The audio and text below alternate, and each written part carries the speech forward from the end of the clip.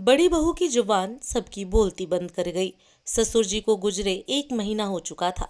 ननद और नंदोई सासू माँ को समझा रहे थे कि कौन से पैसे कहाँ रखने हैं, कैसे इन्वेस्ट करना है, गहने कहाँ रखने हैं और घर का कौन सा हिस्सा किराए पर दे देना है। बेटे ने भी कुछ सलाह दी, लेकिन सासू माँ का जवाब साफ था, तुम तो चुप रहो। तुम दोनों तो पापा के जाने के बाद मुझे किनारे करके सब कुछ अपने कब्जे में करना चाहोगे। बेटा चुप हो गया, लेकिन बहू से यह बर्दाश्त नहीं हुआ। उसने कहा, अपनी ही संपत्ति जो कल को हमें ही मिलनी है, उसे हड़प कर आपको किनारे करके हमें क्या मिलेगा। सासू माँ ने गुस्से में कहा, तुम लोगों को मिलनी है, मैं जिसे चाहूं उसे दूंगी, और तुम कौन होती हो हमारे घर के मामले में बोलने वाली। पति ने बहू को चुप रहने के लिए कहा, हमें क्या लेना देना है, माँ को जो करना है करने दो, हम खुद अच्छा कमाते खाते हैं। लेकिन बहू ने जवाब दिया, क्यों नहीं बोलूंगी मैं। शादी हुई तब से पूरे घर की जिम्मेदारियां निभाना, सबका ध्यान रखना, अगर ये फर्ज मेरे हैं तो हक भी मेरा है। पापा के अंतिम दिनों में मैंने ही उनकी सेवा की थी, दिन रात एक कर दिया था, और आज जब संपत्ति की बात आई तो बेटी दामाद सामने आ गए, तब कहाँ थे ये सब।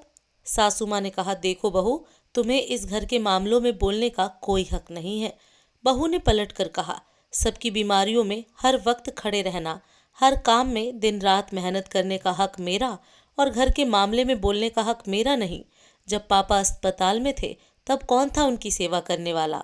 जब आपकी तबीयत खराब होती है तो कौन आपकी देखभाल करता है, तब आप मुझसे उम्मीद करती हैं, लेकिन जब संपत्ति की बात आती है तो मैं बाहरी हो जाती हूँ। सासू माँ गुस्से से चिल्लाई, अंकित समझा इसको, ज्यादा जुबान न चलाए वरना घर से निकाल दूंगी। तुम लोग भूलो मत कि सब कुछ अभी भी मेरे नाम पर है। बेटे ने कहा, चलो रेनू, हम यहाँ से चले जाते हैं, जो करना है मम्मी को करने दो, नहीं तो लोग कहेंगे कि हमने सब कुछ ले लिया। रेनू ने दृढ़ता से कहा, आप मुझे इस घर से नहीं निकाल सकती। मैंने इस घर का हर काम अपनी जिम्मेदारी समझकर किया है, और अब मैं अपने हक के लिए भी खड़ी रहूंगी। फर्ज निभाने में तो बेटा बहू सबसे आगे होते हैं, लेकिन जब हक की बात आती है तो हमें चुप करा दिया जाता है। ऐसा नहीं चलेगा, अब जैसा मैं चाहती हूँ वैसा ही होगा। फिर रेनू ने मेहमानों को इशारा करते हुए कहा, जल्दी अपने घर जाएं, मेहमान बनकर किसी के घर में ज्यादा दिन रहना सही नहीं। सासू माँ चिल्लाईं, तुम्हारी हिम्मत कैसे हुई ऐसा बोलने की, धक्के मारकर निकाल दूंगी तुम दोनों को। बहू ने फिर कहा, जो करना है कर लीजिए, यह सब नाटक इसीलिए किए जाते हैं ताकि बेटा बहू अपना हक छोड़ दें और फर्ज निभाने के लिए तैयार रहे, लेकिन मैं ऐसा नहीं करने वाली।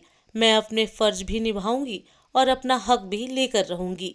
ऐसा कहकर बहू अपने कमरे में चली गई और सासू माँ, ननद और नंदोई चुपचाप खड़े देखते रह गए। उन्हें समझ में आ गया कि बहू के रूप में एक सशक्त व्यक्तित्व से उनका सामना हुआ है।